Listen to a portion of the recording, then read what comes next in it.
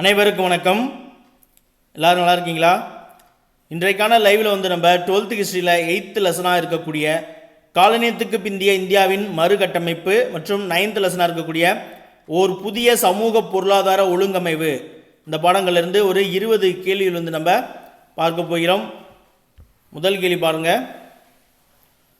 1948 June 30க்கு முன்னதாகவே 1947 August 15 அன்று இந்தியாவிற்கு சுதந்திரம் வழங்கப்படும் என்று அறிவித்தவர் யாருன்னு சொல்லி ஆன்சர் பண்ணுங்க.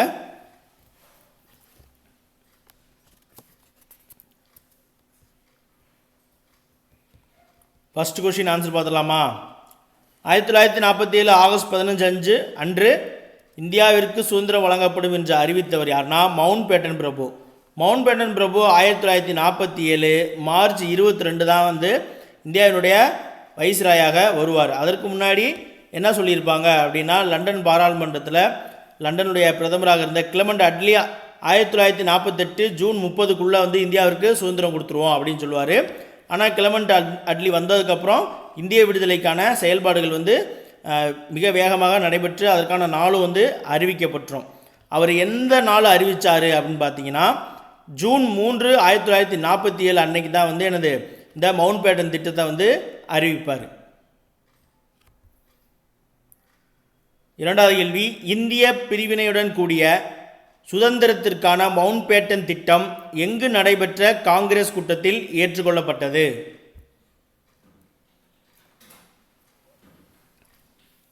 மவுண்ட் பேட்டன் திட்டம் ஏற்றுக்கொள்ளப்பட்ட காங்கிரஸ் கூட்டம் எங்கு நடைபெற்றது அப்படிங்கிறது தான் கேள்வி. இரண்டாவது கேள்விக்கு ஆன்சர் பார்த்துலாம்களா?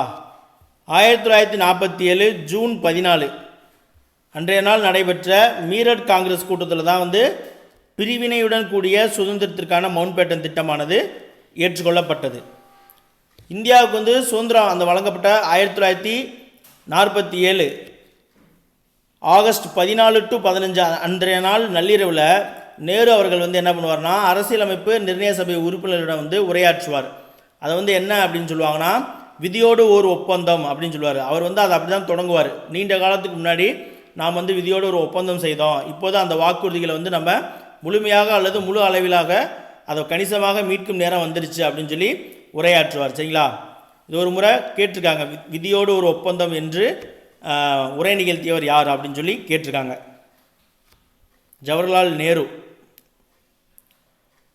மூன்றாவது கேள்வி, 1946 நடைபெற்ற மாகாண தேர்தலில் வழங்கப்பட்ட வாக்குரிமை என்பது டேஸ்?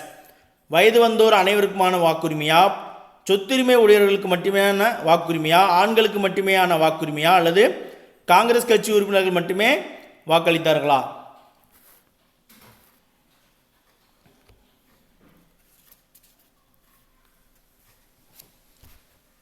மூன்றாவது கேள்விக்கு ஆன்சர் பார்த்துடலாங்களா? 1946 நடைபெற்ற மாகாண தேர்தலில் தேர்ந்தெடுக்கப்பட்ட உறுப்பினர்கள் அவங்களெலாம் வச்சு தான் என்ன பண்ணுவாங்க, அரசியலமைப்பு நிர்ணய சபையானது உருவாக்கப்படும். அதில் ஓட்டு போட்டவங்க எல்லாருமே சொத்துடைமை உரியவர்கள் மட்டும்தான் வாக்களித்தாங்க. அவங்களுக்காக மட்டும்தான் அது அந்த வாக்களிப்பதற்கான அனுமதி இருந்தது. சரிங்களா?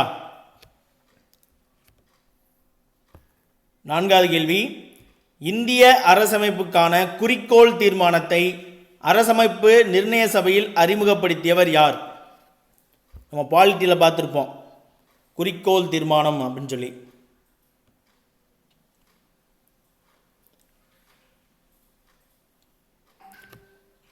ஓகே, நாலாவது கேள்விக்கு ஆன்சர் ஜவஹர்லால் நேரு அவர்கள் தான் குறிக்கோள் தீர்மானத்தை அரசியலமைப்பு நிர்ணய சபையில் அறிமுகப்படுத்தியிருப்பார். எந்த தேதி அறிமுகப்படுத்தியிருப்பார் அப்படின்னு பார்த்தீங்கன்னா, டிசம்பர் 13 1946 அன்று தான் இந்த குறிக்கோள் தீர்மானம் அப்படிங்கிறத அறிமுகப்படுத்தியிருப்பார். அதில் என்ன சொல்லியிருப்பாருன்னா, அமெரிக்காவினுடைய முகப்புரை போன்று இந்தியாவுக்கு நம்ம ஒரு முகப்புரை அமைக்கணும் அப்படின்னு சொல்லி அந்த குறிக்கோள் தீர்மானத்தை சொல்லியிருப்பார். நம்ம பாலிட்டி 10th என்ன சொல்லியிருப்போம், ஜவஹர்லால் நேருடைய குறிக்கோள் தீர்மானம் ஜனவரி 22 1947 ஏற்றுக்கொள்ளப்பட்டதன் அடிப்படையில், அந்த குறிக்கோள் தீர்மானத்தின் அடிப்படையில் தான் முகவுரை அமைந்திருக்கு அப்படின்னு சொல்லி நம்ம பார்த்துருப்போம் இல்லையா? இப்போ கடந்த குரூப் 1 கூட கேட்டிருந்துருப்பாங்க. சரிங்களா? அந்த குறிக்கோள் தீர்மான முகவுரை எதனுடைய சாயலிருந்து நம்ம எடுத்துக்கிட்டோம் அப்படின்னா அமெரிக்காவிலேருந்து தான் எடுத்திருக்கோம். ஐந்தாவது கேள்வி கூற்று விளக்கமாக கொடுத்துருக்காங்க. இந்திய அரசாங்க சட்டம் 1935 கீழ் உருவாக்கப்பட்ட ஒரு சட்டப்பூர்வமான ஆவணம் இணைப்புறுதி ஆவணமாகும். விளக்கம்: இதுவே பிரிவினையின் போது இந்திய சுதேச அரசர்கள் இந்தியா அல்லது பாகிஸ்தான் ஆகிய ஏதேனும் ஒரு நாட்டுடன் இணைவதற்கான ஒப்பந்தமாகவும் பயன்படுத்தி கொள்ளப்பட்டது. இதில் கூற்று விளக்கம் சரியா தவறா அப்படின்னு சொல்லி ஆன்சர் பண்ணுங்க.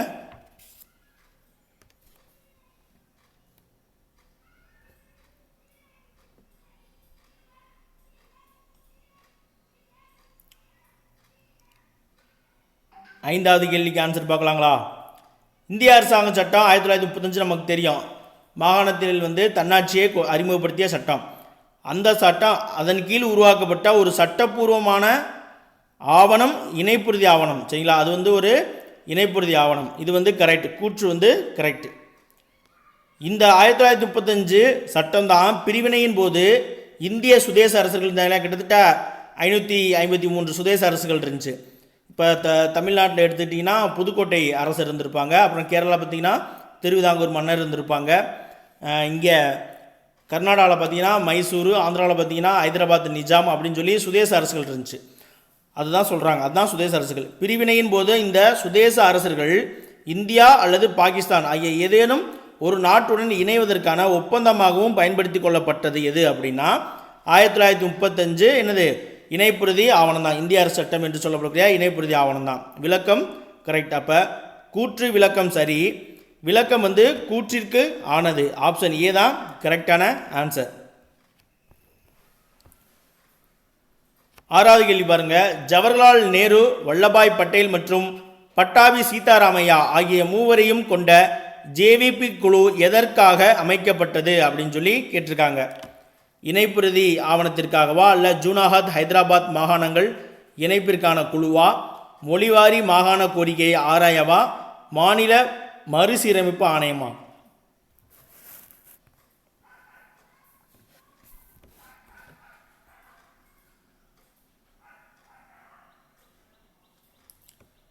ஆறாவது கேள்விக்கு ஆன்சர் பார்த்துடலாங்களா? ஜவஹர்லால் நேரு, வல்லபாய் பட்டேல் மற்றும் பட்டாபி சீதாராமையா, அதாவது ஜேவிபி கமிஷன் வாங்க, ஜேவிபி குழு. இந்த குழு எதற்காக உருவாக்கப்பட்டது அப்படின்னா மொழிவாரி மாகாண கோரிக்கையை ஆராயத்தான் உருவாக்கப்பட்டது. 1948 உருவாக்கப்பட்டது. 1946 அரசியலமைப்பு நிர்ணய சபைக்கான தேர்தல் முடிஞ்சு ஒரு மாதம் கழித்து ஆகஸ்ட் 31 பட்டாபி சீதாராமையா அவர் என்ன சொல்கிறாருன்னா ஆந்திர மாகாணத்திற்கான கோரிக்கை அரசமைப்பு நிர்ணய சபையின் முன்னாடி வைக்கிறார். இதை எடுத்துக்கிட்டு என்ன பண்ணுறாங்க, 1946 டிசம்பர் 8 பட்டாபி சீதாராமையா ஒரு மாநாட்டுக்கு தலைமை தாங்கிறாரு. அதில் நிறைவேற்றிய தீர்மானத்தில் மொழிவாரி மாநில மறுசீரமைப்பு கொள்கையை அரசமைப்பு நிர்ணய சபை ஏற்றுக்கொள்ளணும் அப்படின்னு சொல்லி வலியுறுத்துவாங்க. சரிங்களா? அதன் காரணமாக ஒரு குழு அமைக்கப்படும். ராஜேந்திர பிரசாத் என்ன பண்ணுவார்னா 1948 ஜூன் 17 ஒரு மூவர் குழுவை அமைப்பார். அந்த மூவர் குழு என்ன பண்ணுங்கன்னா இந்தியா ஃபுல்லாக சர்வே எடுத்து இப்போதைக்கு மொழிவாரி மாநிலங்கள் அமைக்கலாமா வேண்டாமா அப்படின்னு சொல்லி ஆராய்வதற்காக முதல் குழு மூவர் குழு அமைக்கப்படும். அந்த குழு ஆராய்ந்துட்டு என்ன பண்ணுவாங்கன்னா அவங்களுடைய அறிக்கையை டிசம்பர் 10 ஜூன் மாதம் அமைச்சது 1948 ஜூனில் அமைச்சு டிசம்பர் 10 அவங்க அறிக்கை தருவாங்க. அதில் என்ன சொல்லுவாங்கன்னா மொழிவாரி மாகாண மறுசீரமைப்பு அப்படின்ற கருத்தாக்கத்திற்கான எதிரான காரணங்களை தான் அது பட்டியலிட்டது.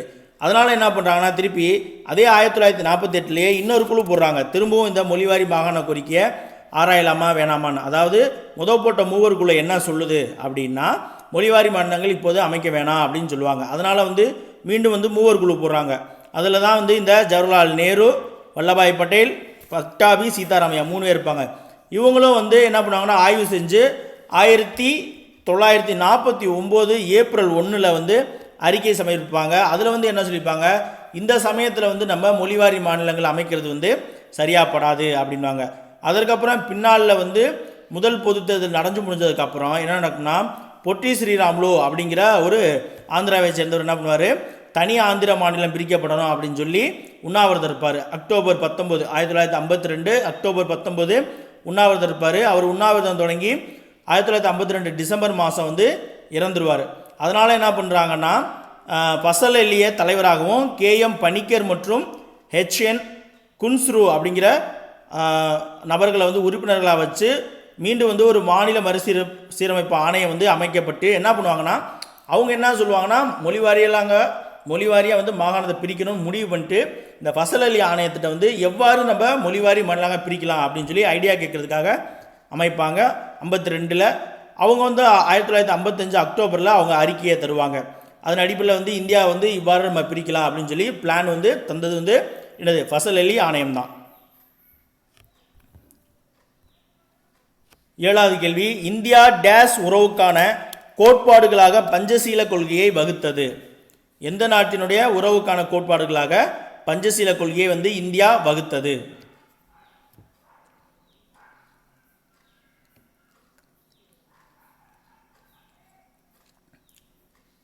ஏழாவது கேள்விக்கு ஆன்சர் பார்க்கலாங்களா?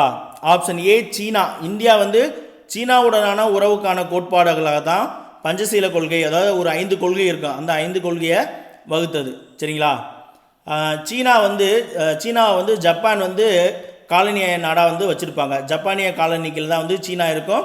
1949 வந்து அந்த ஜப்பானிய காலனியிலேருந்து அவங்க வெளிவந்துருவாங்க. அதுக்கப்புறம் வந்து சீன மக்கள் குடியரசு அப்படிங்கிறவங்க தான் வந்து அந்த சீனாவை நிர்வகிப்பாங்க. அந்த சீன மக்கள் குடியரசை 1950 ஜனவரி 1 முதலாக அங்கீகரித்த ஒரு நாடு வந்து இந்தியா தான்.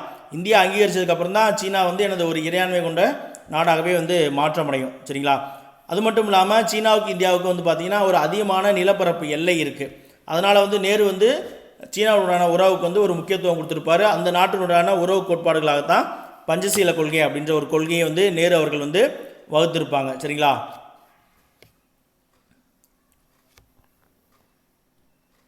எந்த மாநிலத்தின் நிலப்பகுதியையும் அதிகரிக்கவும் குறைக்கவும் மாற்றியமைக்கவும் நாடாளுமன்றத்திற்கு அதிகாரம் வழங்கும் அரசமைப்பு உறுப்பு எது?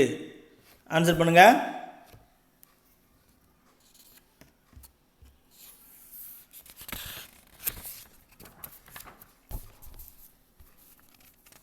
எட்டாவது கேள்விக்கு ஆன்சர் பார்த்துடலாங்களா?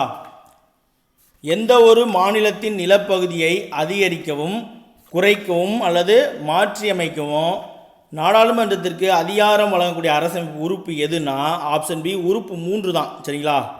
உறுப்பு 3.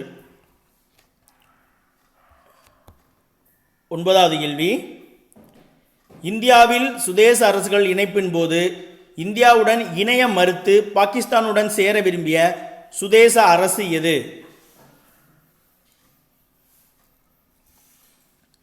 எந்த அரசு வந்து இந்தியாவுடன் சேர மறுத்து பாகிஸ்தானுடன் சேர விரும்பியது? 9வது கேள்விக்கு ஆன்சர் பார்த்துடலாங்களா? Option C Junagadh. ஜூனாகத்தினுடைய மன்னர் வந்து இந்தியா கூட சேர்ற மாதிரி இருப்பார். அப்புறம் அங்கே முகமது அலி ஜின்னா வந்து கராச்சி துறைமுகத்தை அவங்க பயன்படுத்திக்கிறதுக்கு இதுக்கெல்லாம் சில சலுகைகள்லாம் கொடுத்தோன்னே அவங்க வந்து பாகிஸ்தான் கூட சேர்றதா முடிவெடுத்திருப்பாங்க. மற்றபடி திருவிதாங்கூர், ஹைதராபாத்து, காஷ்மீர் மன்னர்கள் எல்லாமே வந்து என்னது இந்தியாவுடன் வந்து சேர்ந்துருவாங்க. காஷ்மீர் வந்து ரொம்ப பின்னால் தான் சேரும். இந்தியாவில் இருக்கக்கூடிய சுதேச மாகாணங்கள் எல்லாம் இந்திய ஒன்றியத்துடன் இணைக்கும் பணியை மேற்கொண்டவர் யாருன்னா இந்தியாவின் இரும்பு மனிதர் என்று அழைக்கப்படக்கூடிய சர்தார் வல்லபாய் பட்டேல் அவர்கள் தான். அவர் வந்து 1947 ஆகஸ்ட் 15 இந்த சுதேச அரசுகள் எல்லாத்தையும் இந்திய ஒன்றியத்துக்குள்ளே இணைக்கக்கூடிய பணியை வந்து வெற்றிகரமாக செய்து முடித்திருப்பார். சரிங்களா? 10வது கேள்வி, தன்னாட்சி என்பது பிரிட்டிஷ் பாராளுமன்றத்தால் இந்தியர்களுக்கு வழங்கப்படும் கொடையாக இல்லாமல் இந்தியர்களால் சுதந்திரமாக தேர்ந்தெடுக்கப்பட்ட இந்தியர்களின் விருப்பத்தை வெளிப்படுத்தும் பிரதிநிதிகளிடமிருந்து உருவாக வேண்டும் என்று தெரிவித்தவர் யார்? கேள்வி நல்லா உள்வாங்கி ஆன்சர் பண்ணுங்க.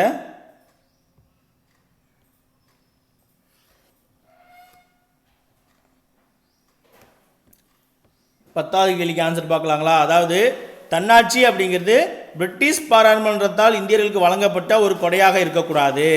இந்தியர்களால் சுதந்திரமாக அதாவது இந்திய மக்களால் சுதந்திரமாக தேர்ந்தெடுக்கப்பட்ட இந்திய மக்களுடைய விருப்பத்தை வெளிப்படுத்தக்கூடிய பிரதிநிதிகளிடமிருந்து தான் வந்து எனது உருவாகணும் அப்படின்னு சொன்னவர் யார் அப்படின்னா ஆப்ஷன் சி காந்தியடிகள் அவர் தான் இவ்வாறு சொல்லியிருப்பார். சரிங்களா?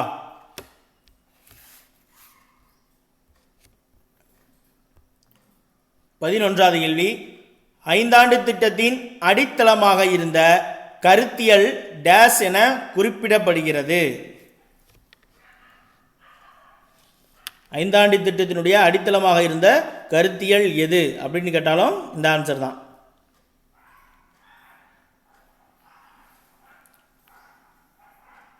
11வது கேள்விக்கு ஆன்சர் வந்து ஐந்தாண்டு திட்டத்தின் அடித்தளமாக இருந்த கருத்தியல் எது அப்படின்னா நேருவினுடைய சமதர்மம் அப்படின்ற கருத்தியல் தான். நேருவினுடைய சமதர்மம் ஆப்ஷன் சி தான் கரெக்ட். ஐந்தாண்டு திட்டத்தை வந்து இந்தியா எந்த நாட்டிலிருந்து எடுத்துக்கொண்டது அப்படின்னு பார்த்தீங்கன்னா ரஷ்யாவிடமிருந்து தான் வந்து இந்த ஐந்தாண்டு திட்டம் அப்படிங்கிற திட்டமுறைகளை வந்து எடுத்துக்கொண்டது. 12வது கேள்வி, தமிழ்நாட்டில் முதன்முறையாக நில உச்சவரம்பு சட்டம் நடைமுறைப்படுத்தப்பட்ட ஆண்டு எது அப்படின்னு சொல்லி கேட்டிருக்காங்க. ஆன்சர் பண்ணுங்க. நில உச்சவரம்பு சட்டம்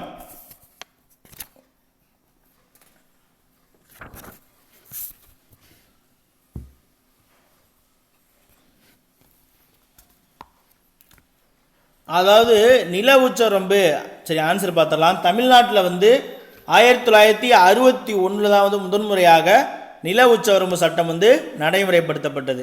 சரிங்களா? நில உச்சவரம்பு அப்படிங்கிறது என்ன அப்படின்னா தனிநபர்கள் அதிகபட்சம் எவ்வளவு நிலங்களை சொந்தமாக வைத்துக் கொள்ளலாம் அப்படிங்கிறத குறிப்பிடக்கூடியதான் வந்து என்னது நில உச்சவரம்பு. இதை நடைமுறைப்படுத்துறதுக்கு 1950க்கு பின்னாடி சட்டங்கள் வந்து இயற்றப்பட்டது. அதன் அடிப்படையில் தான் 1961 தமிழ்நாட்டில் முதன்முறையாக இந்த நில உச்சவரம்பு சட்டமானது இயற்றப்பட்டது. அடுத்து பார்த்தீங்கன்னா 1972 வரைக்கும் ஒரு நில உரிமையாளர் வந்து எவ்வளவு நிலங்களை வந்து சொந்தமாக வைத்துக் கொள்ளலாம் அப்படிங்கிறதுக்கு உச்சவரம்பு வந்து நிர்ணயம் செய்யப்பட்டிருந்தது. 72க்கு அப்புறம் வந்து என்ன ஆகுதுன்னா அடிப்படை அழகானது குடும்பம் அப்படின்னு சொல்லி மாற்றப்படுது. சரிங்களா? 72 வரைக்கும் ஒரு நில உரிமையாளர் எவ்வளவு நிலங்களை வந்து சொந்தமாக வைத்துக் கொள்ளலாம் அப்படிங்கிறதுக்கான உச்சவரம்பு நிர்ணயம் வந்து செய்யப்பட்டது. 13வது கேள்வி, கிராமப்புற குடும்பங்களின் பொருளாதார நிலையை உயர்த்துவதற்கு அவர்களுக்கு சில சொத்துக்களை வழங்குவதை நோக்கமாக கொண்ட திட்டம் எது அப்படின்னு சொல்லி கேட்டிருக்காங்க. ஆன்சர் பண்ணுங்க.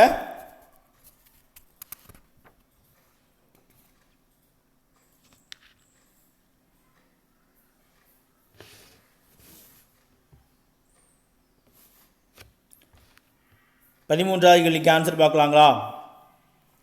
கிராமப்புற குடும்பங்களுடைய பொருளாதார நிலையை வந்து உயர்த்துவதற்காக அவர்களுக்கு என சில சொத்துக்களை வழங்குவதை நோக்கமாக கொண்ட திட்டம் எது அப்படின்னு பார்த்தீங்கன்னா ஒருங்கிணைந்த ஊரக வளர்ச்சி திட்டம். சரிங்களா? அதாவது இங்கிலீஷில் வந்து ஐஆர்டிபி அப்படின்னு சொல்லுவாங்க, இன்டகிரேட்டட் ரூரல் டெவலப்மெண்ட் பாலிசி இல்லைன்னா பிளான். சரிங்களா?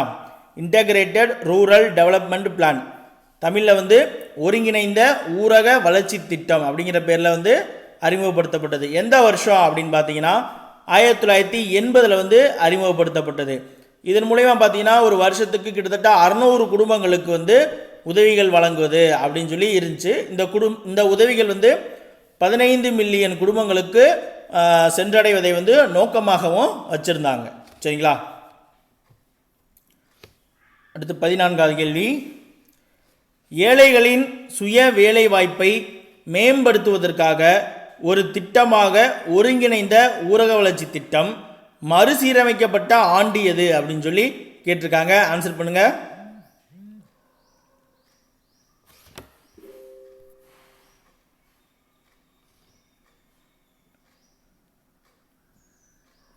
பதினாலாவது கேள்விக்கு ஆன்சர் பார்த்துடலாமா? அதாவது ஐஆர்டிபி ஸ்கீம் வந்து மறுசீரமைக்கப்பட்ட ஆண்டு வந்து 1999 ஆப்ஷன் பி. அப்போது தான் வந்து என்னது அந்த திட்டம் வந்து மறுசீரமைப்பு செய்கிறாங்க. 1999 மறுசீரமைப்பு செய்கிறாங்க. 1980 வந்து அறிமுகப்படுத்துகிறாங்க. 15வது கேள்வி, வளர்ச்சியில் காணப்படும் பிராந்திய ஏற்றத்தாழ்வுகளை போக்கும் நோக்கத்துடன் கிராமப்புறங்களிலும் பின்தங்கிய பகுதிகளிலும் செயல்படக்கூடிய பெரும் தொழில் நிறுவனங்களை ஊக்குவித்த தொழிற்கொள்கை எது? எந்த தொழிற்கொள்கை வந்து வளர்ச்சியில் காணப்படக்கூடிய பிராந்திய ஏற்றத்தாழ்வுகளை போக்கக்கூடிய நோக்கத்துடன் கிராமப்புறங்களையும் அப்புறம் பின்தங்கிய பகுதியில் செயல்படக்கூடிய பெரும் தொழில் நிறுவனங்களை வந்து ஊக்குவித்த தொழிற்கொள்கை? 6 முறை வந்து தொழிற்கொள்கை வந்து வெளியிட்டிருக்காங்கன்னு சொல்லி நம்ம பொருளாதாரத்தில் பார்த்துருவோம் இல்லையா? 1948 முதல், அடுத்து 56 2, அடுத்து 73 74 90 மற்றும் 91. எந்த வருஷத்தில் வந்து எனது பெரும் தொழில் நிறுவனங்களை வந்து ஊக்குவித்த தொழிற்கொள்கை?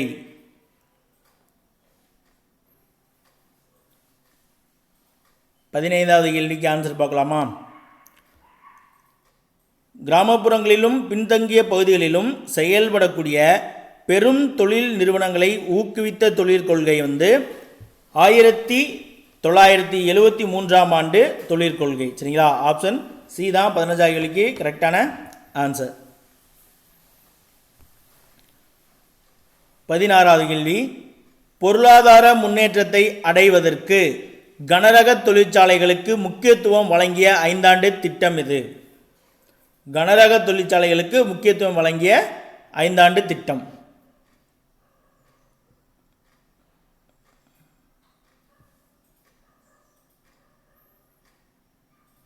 தொழிற்சாலைகளுக்கு அப்படின்னு பார்த்தாலே இந்த என்னது 2வது 5ஆண்டு திட்டம் தான். 1வது 5ஆண்டு திட்டம் வந்து விவசாயம், 2வது 5ஆண்டு திட்டம் வந்து என்னது தொழிற்சாலை, கனரக தொழிற்சாலைகளுக்கு முக்கியத்துவம் வழங்கியது. 17வது கேள்வி பாருங்க. இந்தியாவில் நிறுவப்பட்ட நிறுவனங்களும் அவை நிறுவப்பட்டுள்ள இடங்களையும் வந்து கேட்டிருக்காங்க. முதல் ஐஐடி, அப்புறம் இந்திய அறிவியல் நிறுவனம், தேசிய இயற்பியல் ஆய்வகம், தேசிய வேதியியல் ஆய்வகம் எங்கெங்கே இருக்குது அப்படின்னு சொல்லி பொருத்தி ஆன்சர் பண்ணுங்க.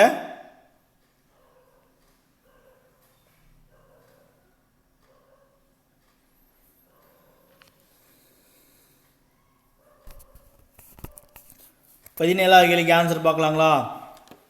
முதல் ஐஐடி வந்து என்னது காரக்பூர் ஐஐடி. சரிங்களா? ஐஐடி காரக்பூர். அடுத்து இந்திய அறிவியல் நிறுவனம் வந்து Bangalore, Indian Institute of Science வந்து பெங்களூர்.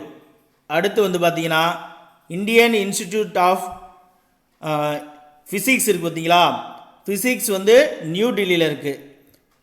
தேசிய இயற்பியல் ஆய்வகம் வந்துட்டு என்னது புதுடில்லி, நேஷ்னல் லெபார்டரி ஆஃப் ஃபிசிக்ஸ்.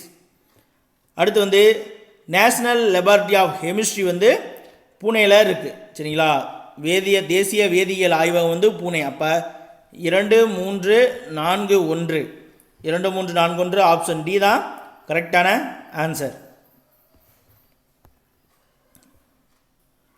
18வது கேள்வி பாருங்க. இந்தியாவில் எத்தனை வேளாண்மை பல்கலைக்கழகங்கள் உள்ளன? இந்தியாவில் வந்து மொத்தம் எத்தனை வேளாண்மை பல்கலைக்கழகங்கள் இருக்கு?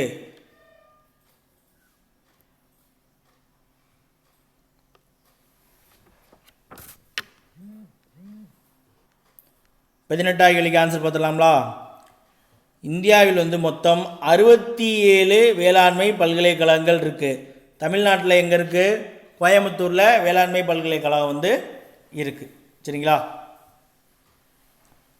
19வது கேள்வி, திட்டக்குழு கலைக்கப்பட்டு அதற்கு பதிலாக நிதி ஆயோக் என்னும் அமைப்பு உருவாக்கப்பட்ட ஆண்டு எது? நிதி ஆயோக் பற்றி நமக்கு தெரியும். எப்போவுமே நிதி ஆயோக் பற்றி, அப்புறம் லோக் அதாலத்து, லோக் ஆயுக்தா, இதை பற்றிலாம் கேள்விகள் வந்து வந்துட்டு தான் இருக்கும். அதெல்லாம் படிச்சுக்கணும். 60-65 ஆண்டுகளாக இருந்த திட்டக்குழு அப்படிங்கிற திட்டக்குழு கலைக்கப்பட்டு 2015ஆம் ஆண்டு தான் வந்து என்னது நிதி ஆயோக் வந்து அமைக்கப்பட்டது. சரிங்களா? ஆப்ஷன் டி தான் 19வது கேள்விக்கு கரெக்டான ஆன்சர்.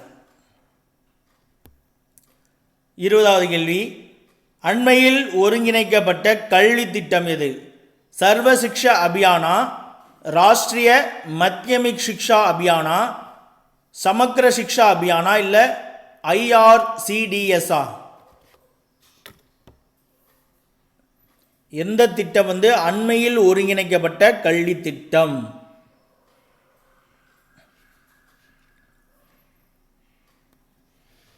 ஆப்ஷன் டி கிடையாது. அது வந்து என்னது இன்டகிரேட்டட் ரூரல் சைல்டு டெவலப்மெண்ட்னு போயிடும். சரிங்களா? அண்மையில் ஒருங்கிணைக்கப்பட்ட கல்வி திட்டம் எது அப்படின்னு பார்த்தீங்கன்னா சமக்ர சிக்ஷா அபியான். சரிங்களா? ஆப்ஷன் சி தான் கரெக்டான ஆன்சர்.